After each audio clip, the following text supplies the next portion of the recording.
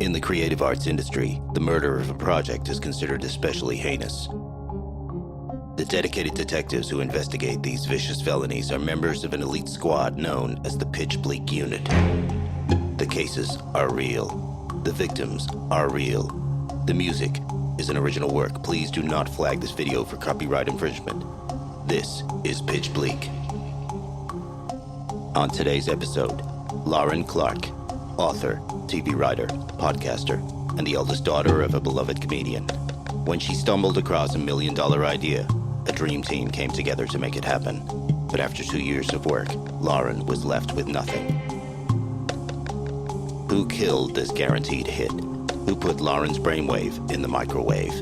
It's time to catch a killer on the True Creative Crime Podcast, Pitch Bleak. Alrighty. Interview with suspect begins at 10:15 a.m. Officers Hayden Bevis and Chris Kennett present. Would you please state your full name for the tape? Full name? Yes, please. Can I just give you two? Look, my full name is Lorin Jean Clarke. But Lorin Clarke is what I am, what I refer to myself as.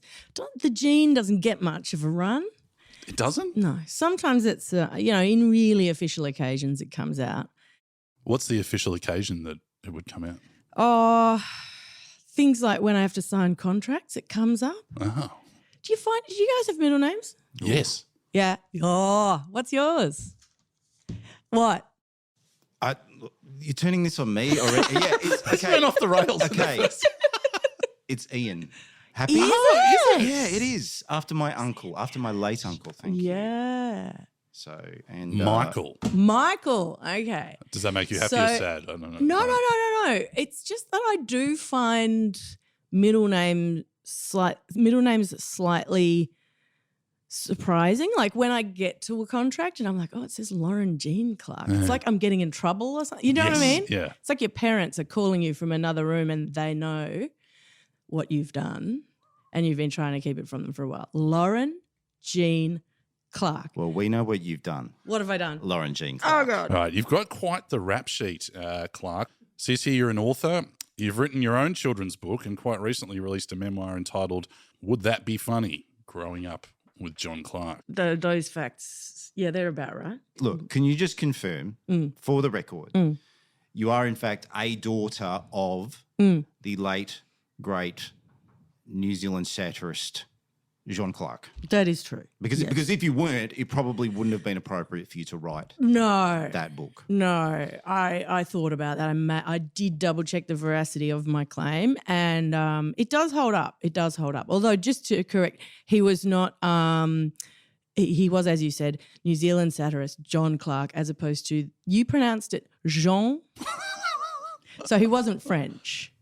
Just to let you know, Did I really? Jean. Yeah, you did. Jean Clarke. I'm still thinking about Jean. I mean, That's he could have quite. Well, there you go. Anyway, yes, that's correct. And you're currently making a documentary about John? I am. Yeah, I've become the John Clarke guy by accident. I was having quite a nice time running my own life for a while there. But no, my dad was a beautiful man and a lovely person to sit alongside in an office. So whenever I needed to do a bunch of work, I'd go sit next to my dad in his office in Fitzroy and we would just talk. And a couple of times I recorded it. So, and I'd just ask him stuff about his life and his career. And so people knew to come to me and they'd come to me and they'd say, we're thinking of telling a story about John Clarke. And I go, cool, thinking that'll mean I can get back to my things that I was doing. And then they'd tell me what the story was and I'd go, you've almost got it. You've almost got it. Can I help? And most of the time they'd go, oh, no, because, involving the family in something it's like you don't want to do that if you're doing a film about, you want to have like creative control and you want to be able to disappoint them and reveal all of the deep, dark secrets and things like that. And I was like, no, I don't care about the deep, dark secrets, but I do think he's more interesting than his Wikipedia page. So maybe – anyway, and one of the people I was having this conversation with said, in fact several did, said, you've got to do it. like tell it as a personal story. So that's what I'm doing. And it's due out next year. It's a feature. When people do stories on John, you're like, it's not quite right. What do they constantly get wrong? He is a rare good news story of a white baby boomer comedian, right? He was a pretty decent human being. So, people go, oh yeah, he was hilarious. He was so funny. And you can only have so many people sitting in a row saying that, right? So what I wanted to do was not have that again. He was a human being just like anyone else. He had a really interesting life, like really interesting psychology that he talked about openly all the time with me, some of which is recorded. And his sort of approach to life, he gave his teenage daughters, the absolute heebie-jeebies when he used to argue with us when we were teenagers, and he was impossible to argue with because he's always clever with the structure of his argument. And then right when you were like, oh, no, but I've got another good point, he would grin and you were just rooted. Like you can't. And Brian Dorr told me after he died, no, you look at his forehead. Can't look at his eyes. I was like, oh, my God, if you told me that when I was 13, it would have been really helpful. Does your creative process differ to his? I don't think our creative processes are much different, but our writing is. Yeah. So our work has always been, and possibly that's me growing up in the benevolent shadow of that guy, but we're quite different. But I looked at a copy of the script of the games the other week. There are no scene headers. So if anyone works in TV or film, they will know that you've got to have a structure in your script. You've got to have, scenes to refer to. So the first AD knows, and so that everybody knows what's going on. It's just dialogue.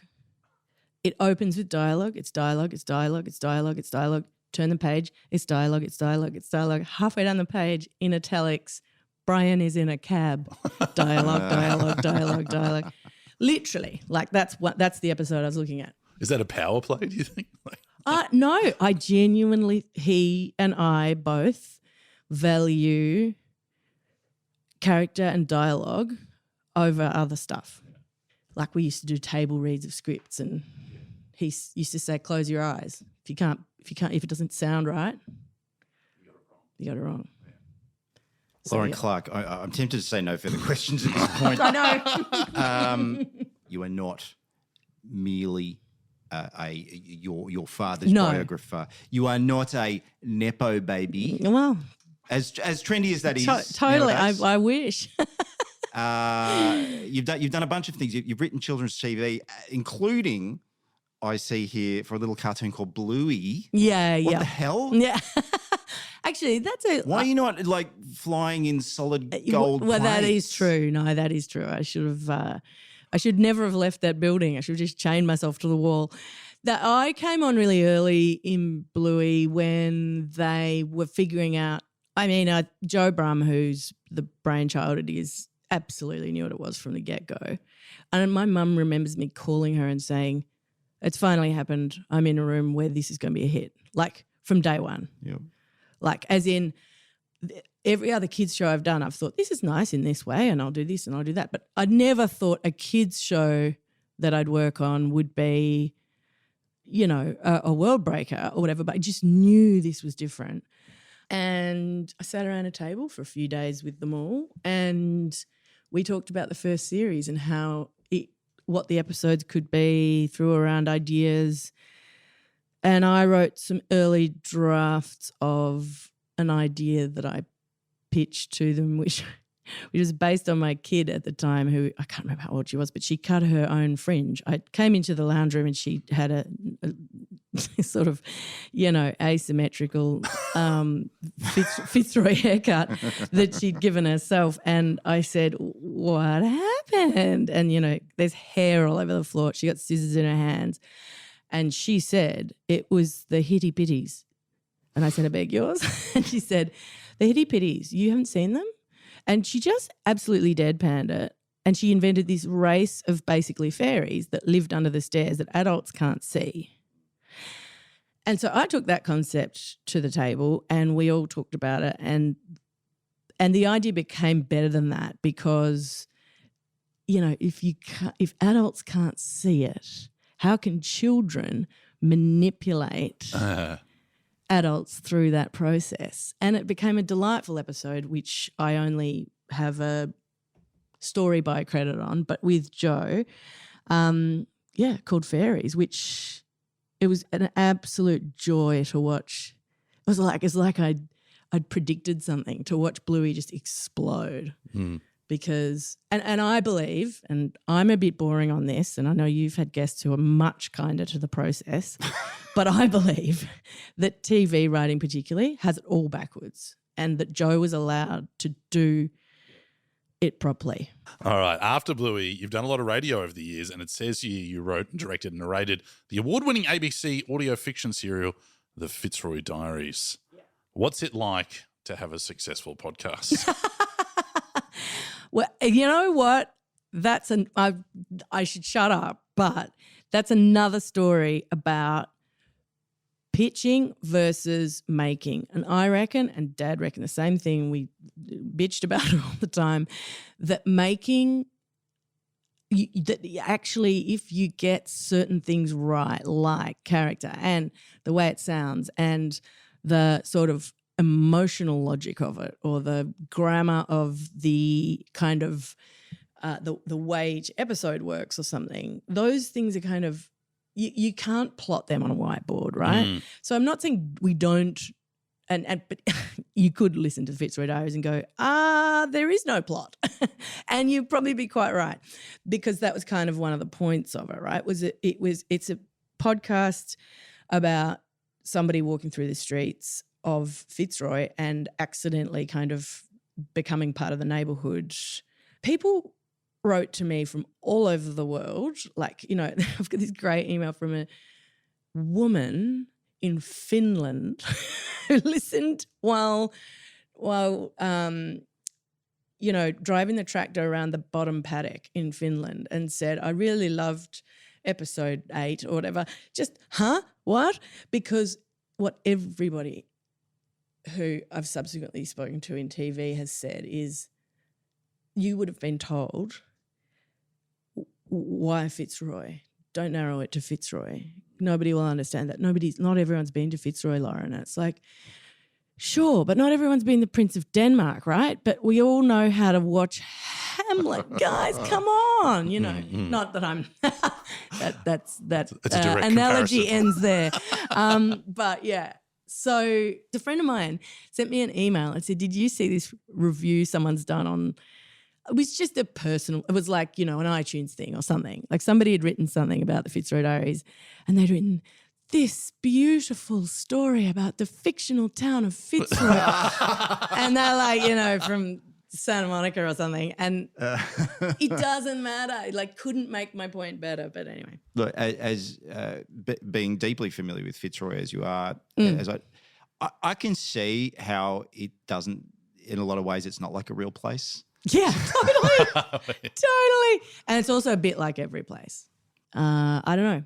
I kind of wonder, when does the creative person get trusted in this process? Do you Never is happened to my Dad. experience. Happened to Dad at the peak of his, you know, when he was like, you would think he'd be able to go, hi, John Clarke, I thought I'd make a comedy. What do you reckon?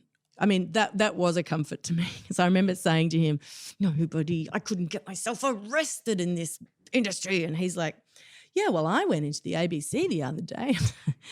You know, the head of the ABC saw me and hopped into a lift. And I'm like, okay, cool. Now, we've brought you in today Yes. to talk specifically about a missing TV show Yeah. called Unaccompanied Minors. Mm-hmm. That ringing any bells? Yes, look, I did sink a couple of years into that, so yes. Take us back to the start, back to the beginning. How did this whole mess get started? Now, this was in 2008, I think, right? 2008. One day I was reading an article in the paper, and what this article said was that these police organisations all around the world were running a program where what they'd figured out was cops were trained in copdom, obviously, and there are decades of precedent on which to base that. But crime was changing massively. It was almost all, like almost every element, apart from like you stole the wallet off that guy and there was no CCTV camera anywhere, almost all of it has a digital component now. And a lot of it is in some way cyber. So that's all well and good. Police are like, okay, we're learning, we're getting our heads around cybercrime, we're getting our heads around scams and terrorism and all manner of things. But what we don't understand is how that generation that is coming through of new criminals, how they talk, how they think, how they do crime. So they were going around hiring groups of teenagers to work with the cops. Some of the teenagers were like, I'm the hacker that got arrested over here for stealing £4 million from blah, blah, blah. And as a good behaviour thing, they've asked me if I can come and help you guys. But most of them were just teenagers. And they said, right, how do you say, like, what is LOL and things, right? This is before any of this was kind of, like the internet and cybercrime was just becoming a thing. WikiLeaks happened, I think it's like 2010, 2011. Yeah. So it was, but I knew, and I read this article, it was about as big as like an envelope. It was that small an article. And it just said police across the world are hiring teenagers to solve crime because teenagers have all this knowledge on it and cops don't. And I was like, guys, maybe we should do another thing that's not this kid's thing. Rita Walsh pitched it. She's the producer who's now in LA. And we worked on it. We researched it. We did a whole, Bible, and we did it. And we had attached to it Jan Chapman, who's, Jane Campion's producer, who was like, right, so tell me about, and she would just sit there and ask us questions. We went and visited her in her office because Rita had been working with her or for her. And my dad was a script editor. He was like, oh, yeah, I can script edit it for you because we used to work on each other's scripts all the time. And so we went into the ABC. We had both of them attached and we said to the drama department, this is our proposal. They said, we love it. We'll fund development of it. So I got to development included research, by the way, which was my favourite thing in the world because I actually had to get like a security pass to go into an underground cyber den of really and all run by women here in Australia, high boots in Canberra. Oh, in like high boots, short skirts and long jackets, as the old classics go.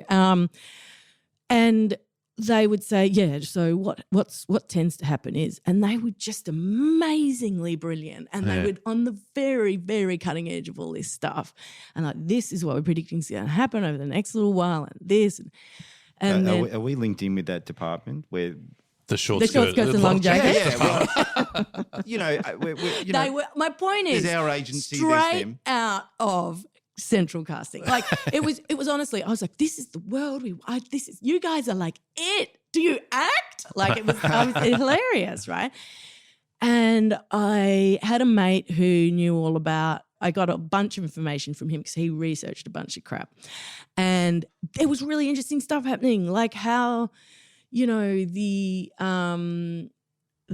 dudes who were about to fly the planes in 9/11, afterwards, I might have an element of this wrong, so, don't sue me, but Afterwards, You want to be careful if you get your 9/11 facts right.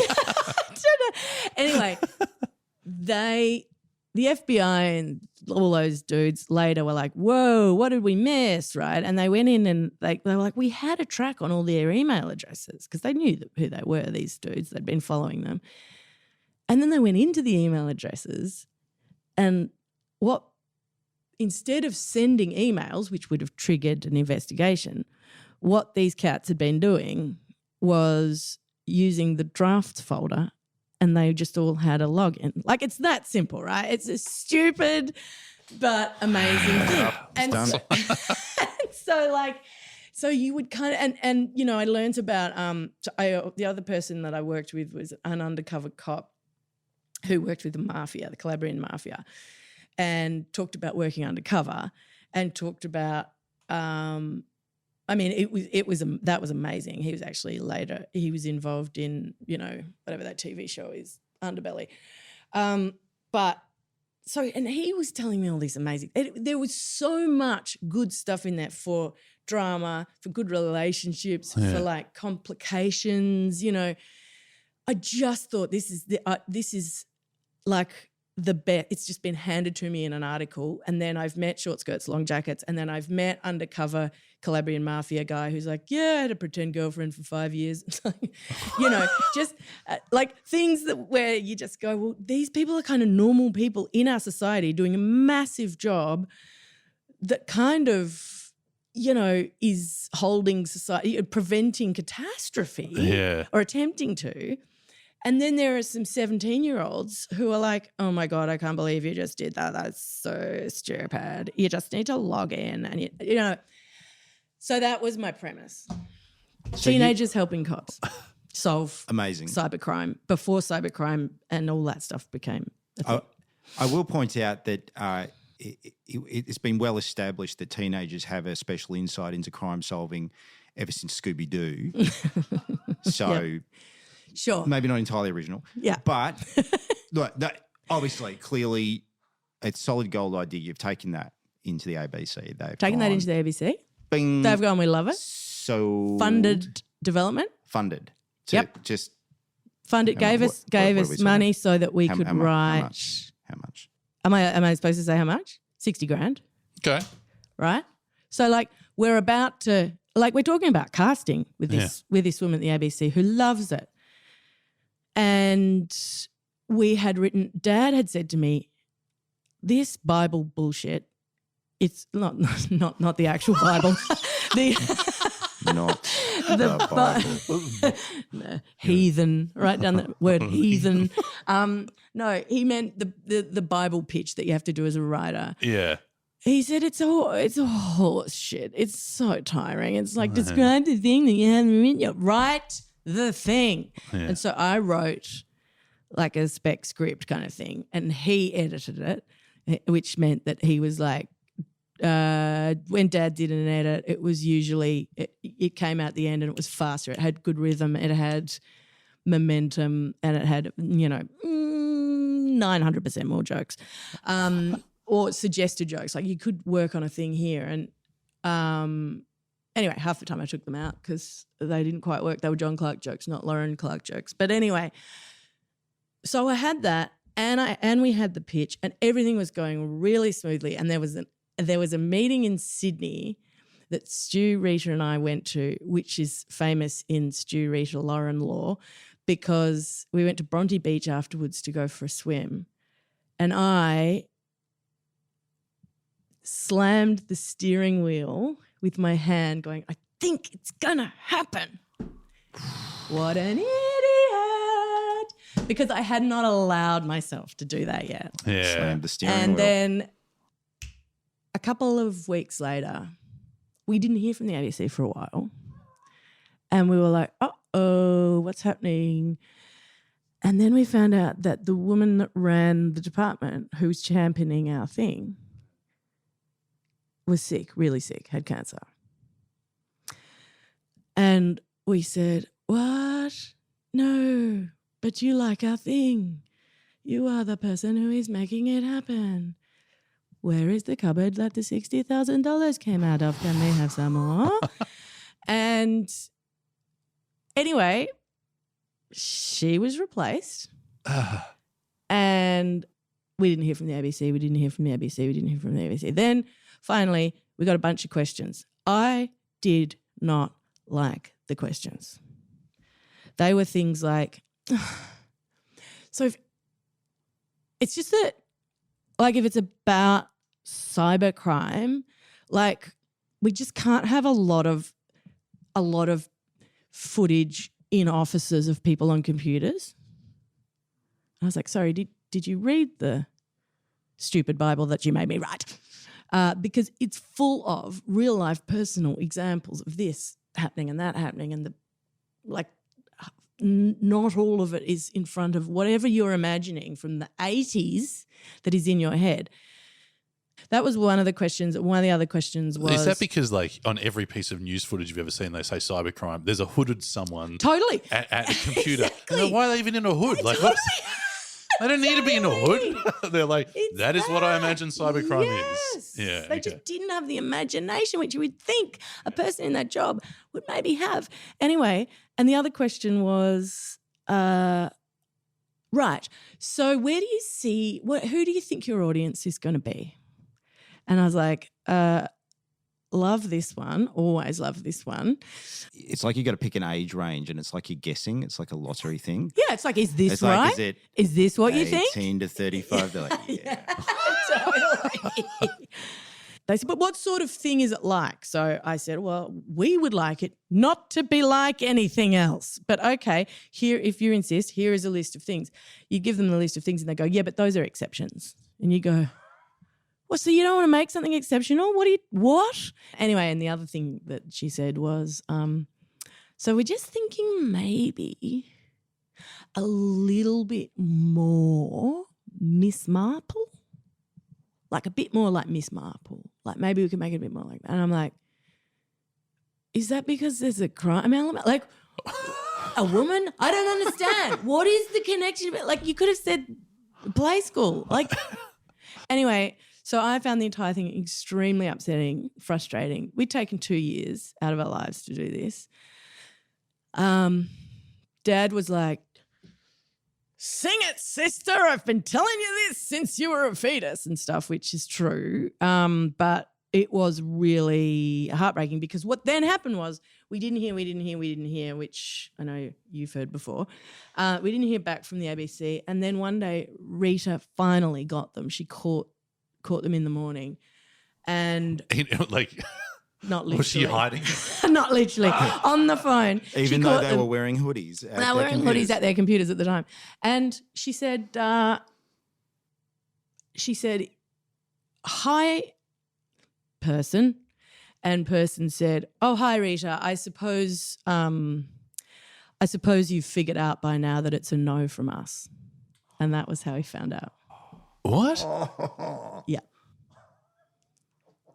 I mean, I don't think these people understand that they actually kind of in some way have a duty of care to the people who've done this stuff. Like that they actually, I was in my 30s, but I was like it was early in my career and I can cop criticism. I grew up with it. We sit around the table at my house and everyone just tears through your thing and like worst case scenarios, everything for you, right? So I'm up for that. In fact, I feed off it. I'm like, yes, give me some, tell me this doesn't work, and then I will either justify why it does or fix it. I just cannot come at somebody who thinks it's okay to do that over the phone and who also, like, I mean, it is that thing of you need a champion. And I was told that really early. And I was also told another amazing thing, which did help me feel a bit better when all this went down, which was beforehand when we were contracting all of the stuff, this person said to me, you got to think about what your idea is because people don't do that enough. They're like, I want to protect my idea. The question is why? Is it your only idea? Because if you're never going to have another one and that's your big guy, you got to look after it. But if it's not that and you think, I'm going to keep going after this, this is kind of what I want to do with my life, you got to know that it could disappear. And there was something about just framing it like that where I was like, okay, so I went in with open eyes knowing that it could collapse. Anyway, learned some things, but that doesn't mean that I'm not still absolutely furious at its demise. Still mad. Still all mad. These years later. Oh, my God, absolutely. And it was also really patronising. Like, I think if Jan Chapman had called them up, they wouldn't have said that. Yeah. You know, it was infuriating. And, you know, it was really infuriating. For the next 10 years, we all sent each other all the articles about things like WikiLeaks and like, you know, all of this stuff that ended up happening that would have been perfect fodder for that story. So, yeah. That is a devastating line. I guess you figured out. Yeah. It's a no from us. Guess As you if figured out. this was the real mystery. Yeah. And you figured it out. Yeah. Congrats. Congratulations. Congrats to the you real guys. mystery story here We was left what you we were alone. We mismarpled you. Well done. Anyway. You Does that tracked make me you down? Does that make you think within the ABC walls they're like, that is the procedure? You're like, oh, we're unsure about that. Totally. So it's like, no, oh, and what they're have like, they do learned? we let Lorin know and Rita know? And they're like, no, you just don't talk to them. You just don't talk to them. And then when they ring, you just make it a fait accompli. One thing. Look, and we. Yes. I want to say, I love the ABC. You love the ABC. I do too. We all all love do. the ABC. Yeah, everyone loves the ABC. But it's not the first time No. we've heard somewhat similar stories Yeah. about the fates of certain projects. No. And I've worked subsequently with some really great ABC executives, which I never thought was a sentence I would say. And I can almost feel, you know, Dad saying, you what? But there is I've sat in a couple of meetings in kids' TV things, and I'll be saying something mental like, what if we had a whole episode where nobody talks or something? And everyone will be like, we can't do that, Lorin, you know. And this ABC executive would say, hang on, why not? And I was like, oh, what? And it's not that we should do crazy things like that, but just why don't we think about the why behind things? And I just don't think I just think if you think of it as just a product in the market or whatever, I don't know that you can think like that. The concept of an executive saying, hang on, why not? Yeah. Just that somebody saying why not Yeah. instead of why. Yeah. Yeah. Why are we doing this? Yeah. Why not do this? Yeah, It's totally. the why not. It's the why not. that give you a Bluey. Yeah. Oh, totally. Absolutely. But as I say, I wouldn't want to be one of the gatekeepers. I don't think it would be a fun job. I don't think it would be a job where I'd probably get it right all the time. I don't think anyone can get it right all the time, you know. Yeah. We've got to get a gatekeeper. A gatekeeper. Get a gatekeeper in. Yeah. We've got to get a gatekeeper. Because I want to know. Like, all we I are think we're is building just like, towards that. Yeah. Oh, okay. All right. It'll be a very special episode. Do We're going to make them answerable Involving for all a of crime. these crimes Yeah. that they had personally nothing Nothing to do with. There was one thing I did that I was personally proud of, but it's subsequently come to naught, but was before the executive that loved it left, I said to her, do you have the power to to do stuff now, or are you leaving in a week, or have you left? And she said, no, I've got about a week left. And I said, okay, if this is going to fall over, which I at that time sort of had figured out was going to happen, if this is going to fall over, I don't want the ABC owning it. Can we own the IP? And so she did a deal, and our lawyers and stuff, and so that's not owned. I mean, if I were to take it to Marvel Studios, I would have to get the 60 grand back to the ABC. Yeah. And give them a Right. credit. Yeah. But I can do it. So it was my one, I can make that again. And a couple of times, it actually nearly happened in the last 12 months. It's nearly become something else. But it's such a it just irritates me that it was such a thing that if we'd done it at that moment, it would have been just right when all that stuff was happening. Yeah. So very much a one that got away. Mm-hmm. So are we declaring it dead? I mean, it could.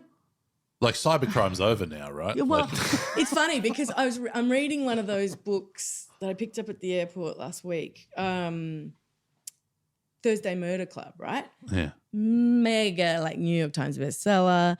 It's a murder mystery set in an old people's home.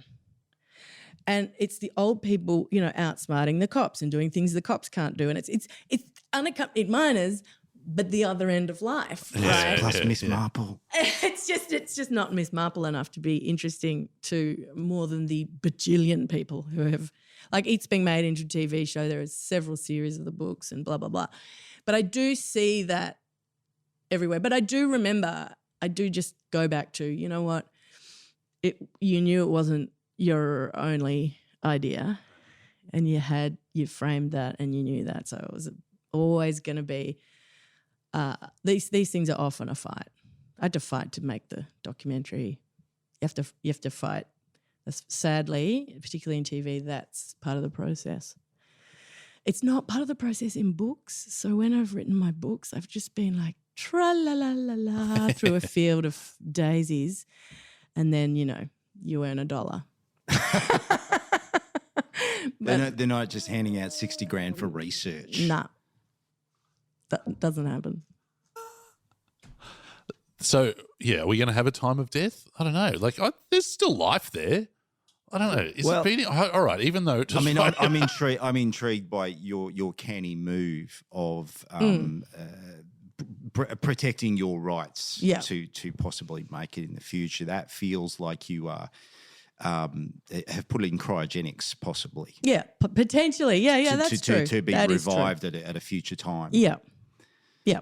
No, that's true. I think it's sort of like, I don't know, it's a bit of a Schrodinger's project. It's dead and alive. And by going on here, I'm potentially killing it more. Oh, that's a good. Sorry, sorry, I should have explained that. No, I knew that. You've that's opened the why I box didn't and come the in cat's earlier. dead. I absolutely knew that. A bit of backstory to this is that we did want you to come in and be a part of Pitch Bleak in season 1. Yes.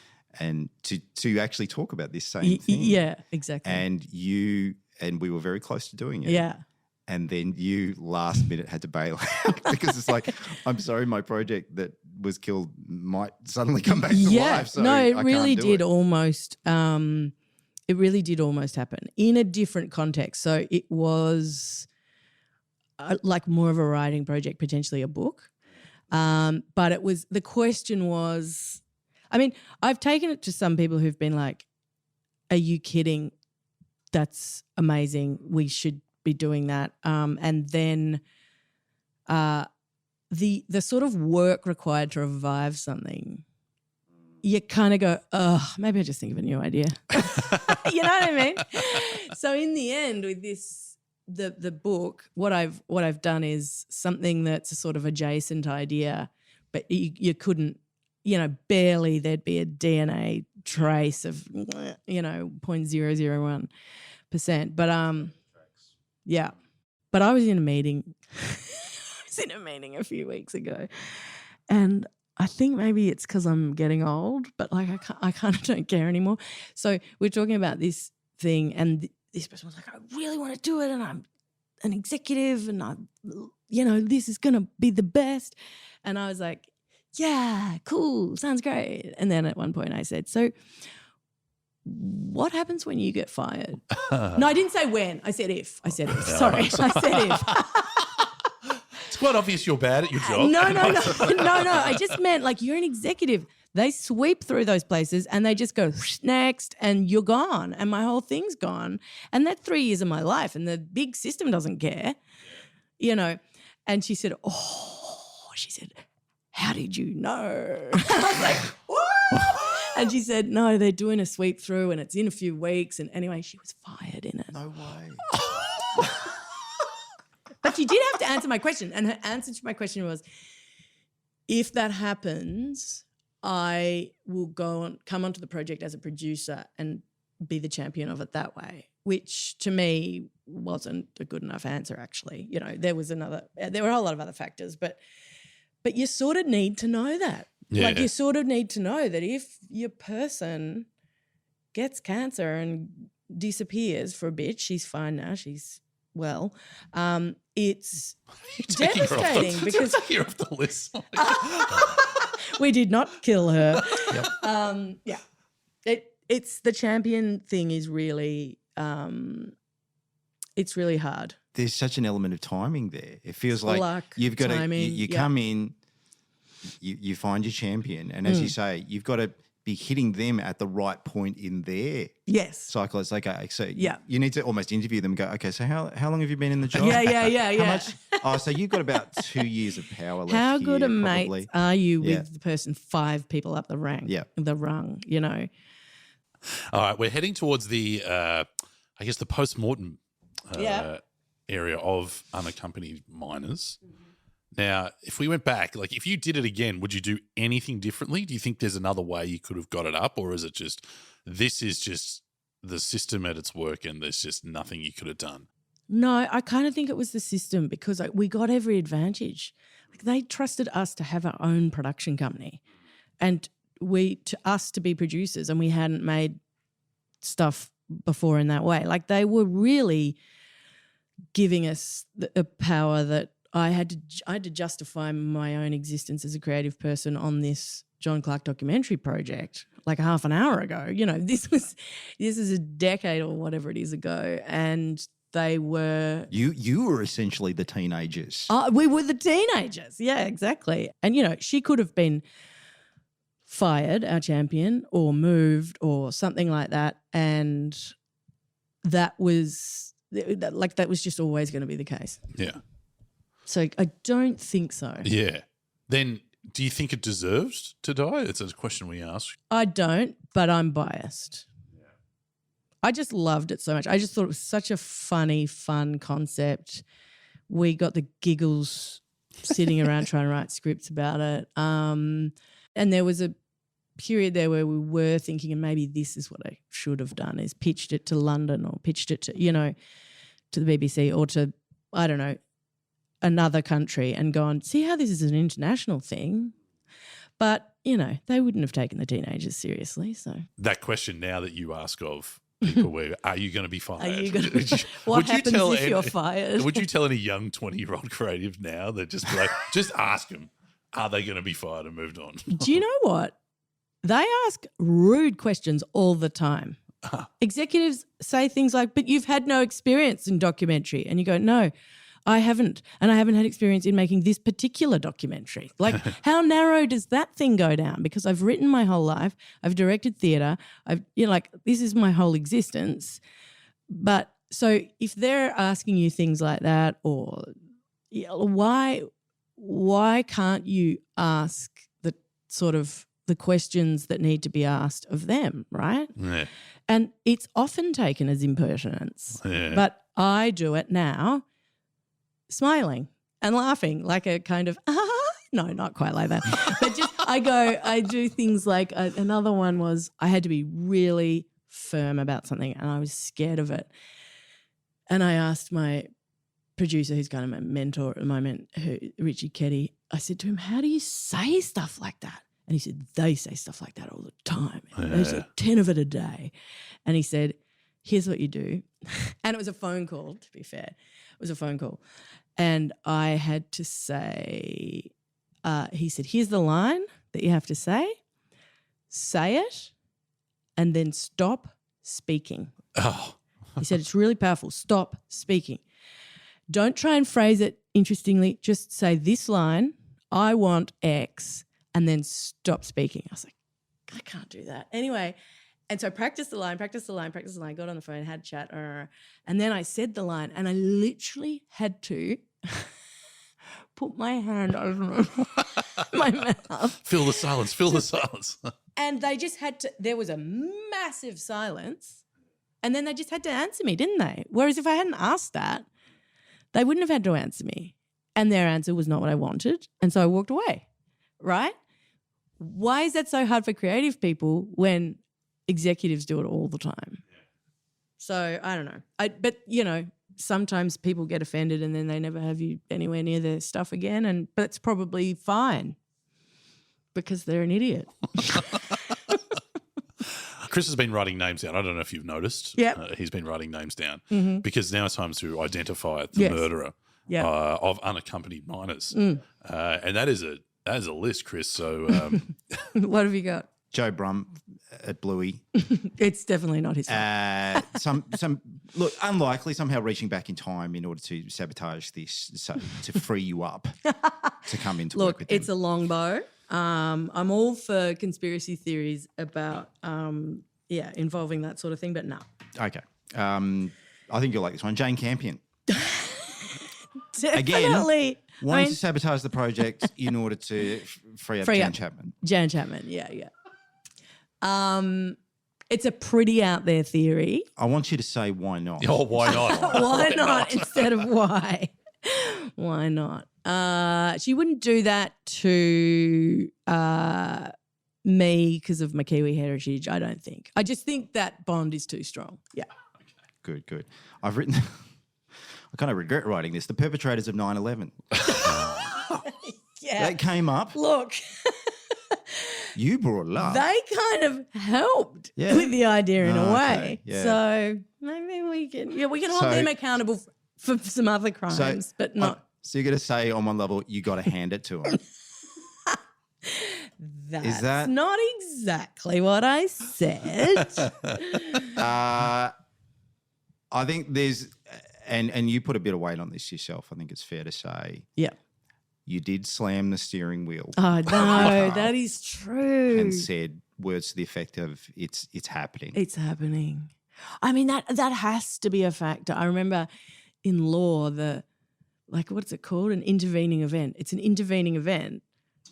Or perhaps what it did was just the universe, it shifted the universe like kind of one camera frame to the right or the left or whatever, towards its death. And as we've already discussed, there seems to be some quantum mechanics going on with this somehow. And if it's Totally. a bit of chaos theory, we've got a major suspect here in ABC person who wanted the project to be more Miss Marple-ish. And didn't understand that it wasn't going to be set in offices looking at old computers.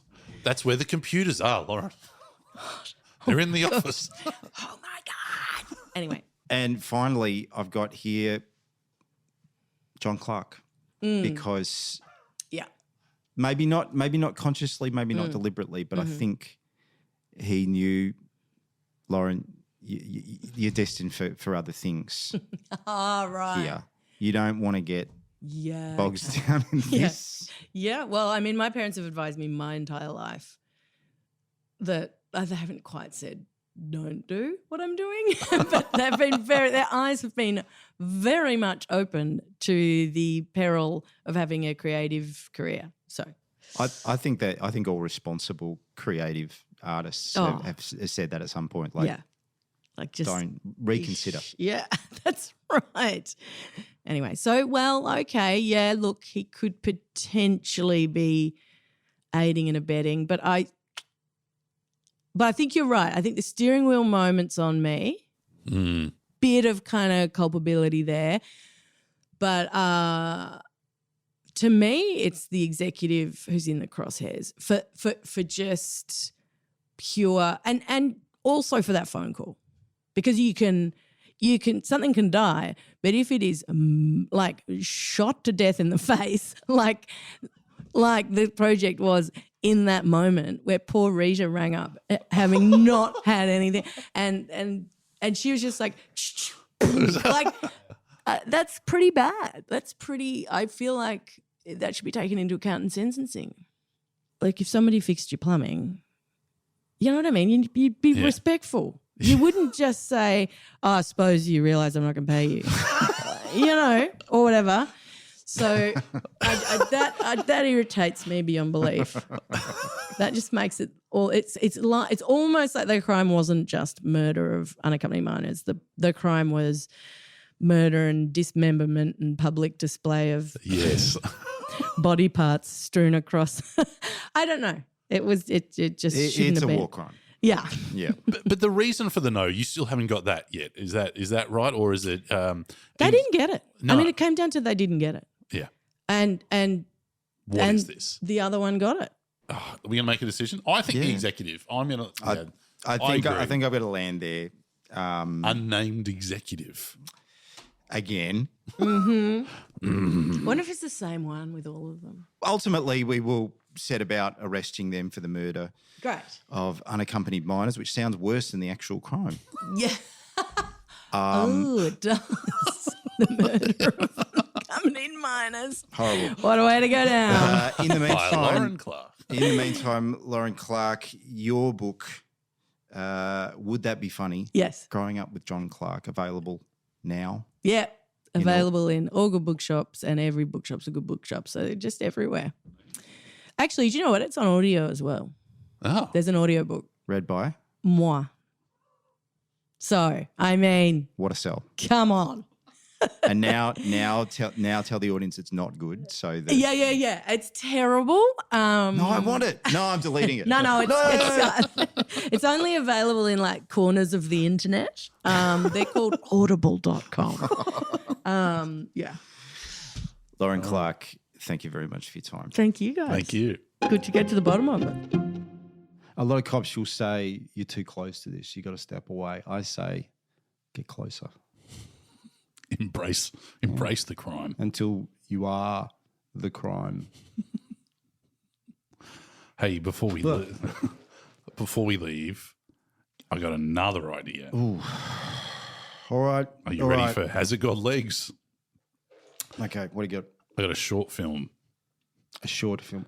What is a short film these It's days? less than 15 minutes in length, in my mind. Yeah, Are you ready for my less than 15-minute film? I am.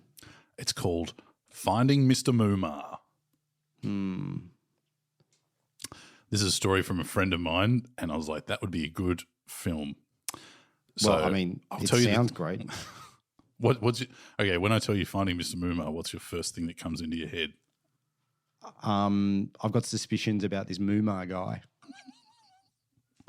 Okay. So a friend of mine was house sitting for another friend, and they were both teachers. Not sure if that is relevant, but both teachers. He was house sitting for him and also cat sitting for his cat.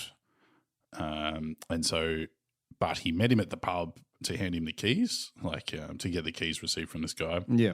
It was like, hey, I'll meet you down at the pub. I'll give you the keys. We'll be away for 3 nights.